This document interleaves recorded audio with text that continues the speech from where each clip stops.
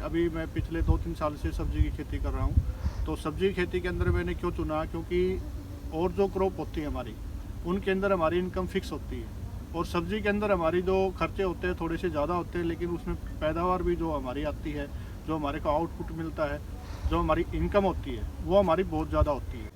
नमस्कार दोस्तों, मेरा नाम अखिल कुमार और आपका यूट्यूब चैनल अखिल एग्री फार्मिंग पे बहुत बहुत स्वागत है। आज हम फिर से एक बार आलू की फील्ड में पहुंचे हैं और आलू की जो बीमारियां हैं शुरू से लेके आखिरी तक मार्केट में सप्लाई करते हैं तब तक की जानकारी आपको सारी मुहैया कराएंगे।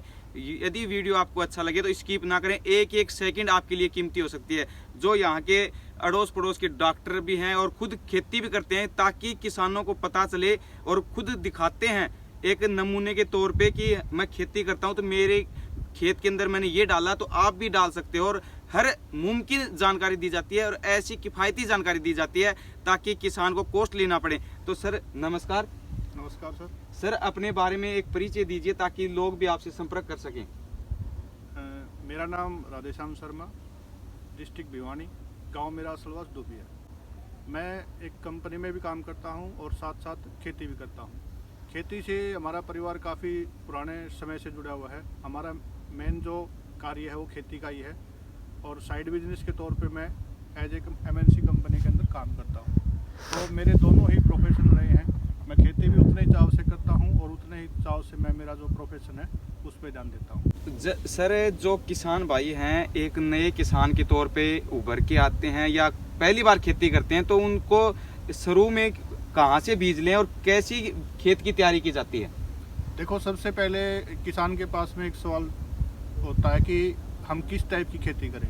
आप जब खेती की शुरुआत करते हो तो आपके खेत के अंदर जो आपके संसाधन हैं उसके हिसाब से आपको खेती का विकल्प चुनना चाहिए। एक तो पानी आपका अच्छा होना चाहिए, ज़मीन आपकी उपजाऊ होनी चाहिए, तो उसमें आपके पास में ढेरों विकल्प हैं।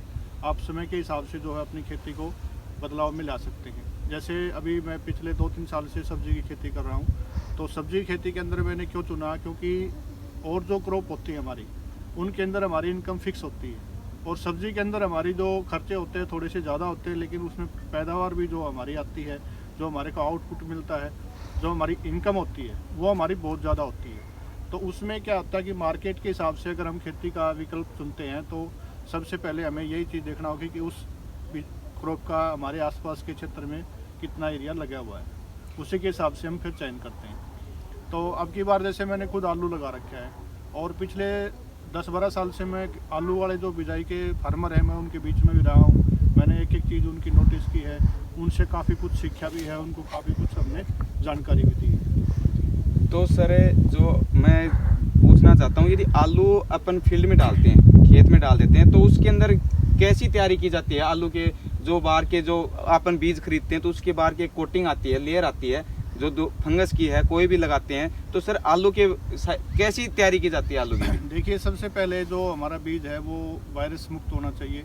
तो आलू के खेत के अंदर जब हम एक खेत की तैयारी करते हैं नॉर्मली, तो उसकी 1 से 2 गहरी जुताई होनी चाहिए। उसके बाद में हमने जो फर्टिगेशन जो हमने उसके अंदर करना है, DAP डालनी है, फास्फोरस डालना है, जिंक डालनी है और हमारे दूसरे जो माइक्रोन्यूट्रेंट हैं वो डालने हैं, वो हमें कम्प्लीटली देने पड़ते हैं। उसके साथ में आपके खेत के अंदर जो है देसी खाद की अच्छी पर्याप्त मात्रा डली होनी चाहिए, जिससे कि आलू के जो कंद है वो कम टाइम में आपको पूरा बेनिफिट दें। तो मैं जहाँ तक आलू की बात करता हूँ, तो सबसे पहले हम आलू का जो बिजाई करते हैं तो हमें 10 से 12-13 क्विंटल के बीज की जो है जरूरत पड़ती है। वो बीज का हम सबसे पहले हम उपचार करते हैं और उपचार के बाद में 3 से 4 दिन के बाद में हमारा खेत के अंदर उसकी बिजाई शुरू होती है।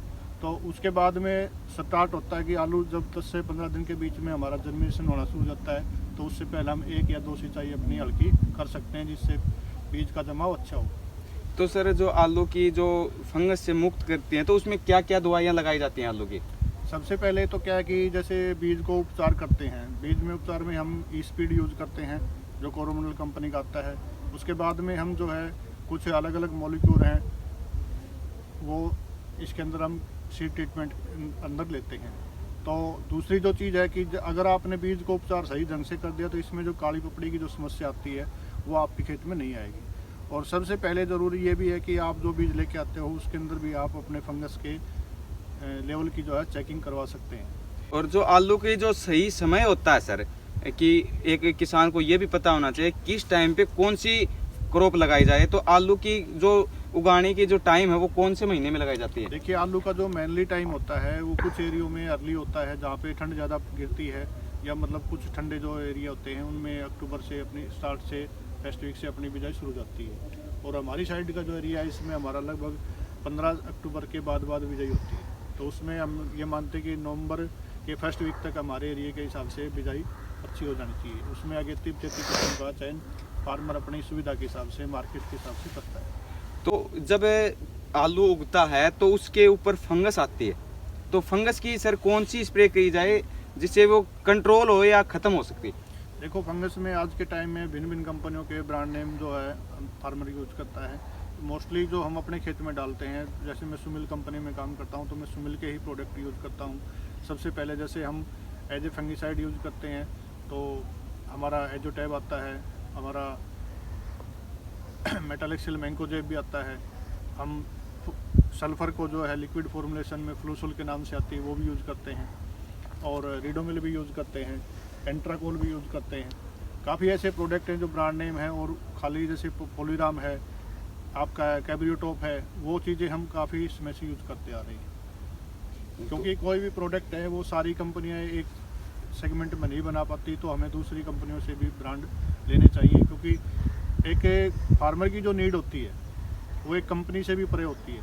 मतलब उसको अगर मेरी कंपनी अगर वो यूज़ नहीं कर रही, प्रोडक्ट वो नहीं बना रही, तो मेरा हक बनता है कि मैं उस फार्मर को अच्छी से अच्छी चीज़ प्रोवाइड कराऊँ। देखो, जहाँ तक आज मैं जिस कंपनी में काम कर रहा हूँ, मेरी कंपनी का नाम Sumil chemical industries private limited है। ये न्यूट्रिशन बेस्ड कंपनी है, MNC कंपनी है, 85 देशों के अंदर आज ये काम करती है।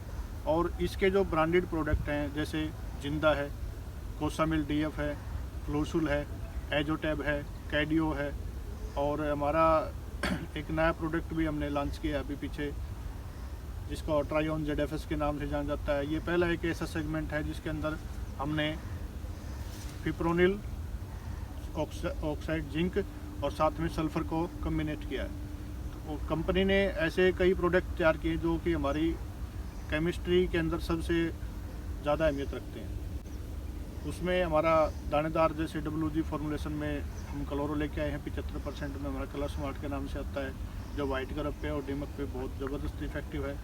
लंबे रिजल्ट होते हैं, डालने में बहुत आसान है, और उस समय समय पर वो फार्मर उसको यूज़ करके हमारे को फीडबैक भी देते हैं।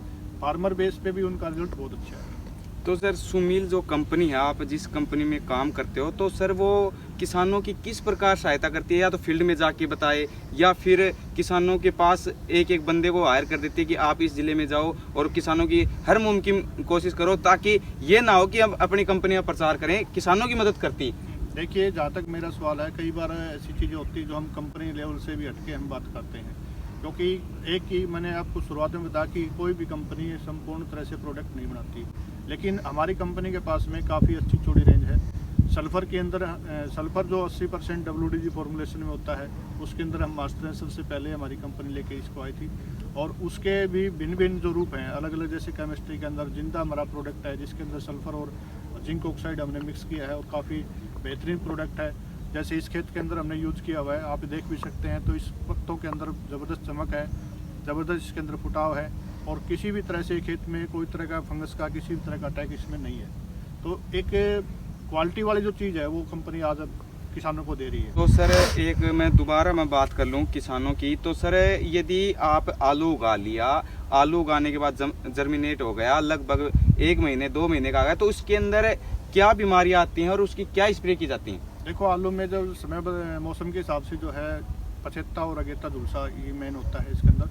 दूसरा, इसके अंदर जो बैक्टीरियल ब्लाइट की समस्या आती है, जब ज़्यादा धुंध और ओस गिरने लग जाती है, ज़्यादा काफ़ी लंबे टाइम तक हमारा पानी ज़्यादा चलता है, तो उन चीज़ों में कुछ बैक्टीरियल ब्लाइट के भी लक्षण दिखने शुरू हो जाते हैं। तो उस टाइम जो है हम ब्लू जेट के नाम से हमारा प्रोडक्ट आता है, कॉपर और अपना कैडियो, ये टाइम टू टाइम देते हैं, तो हमारी पूरी तरह से फंगस कंट्रोल हो जाती है।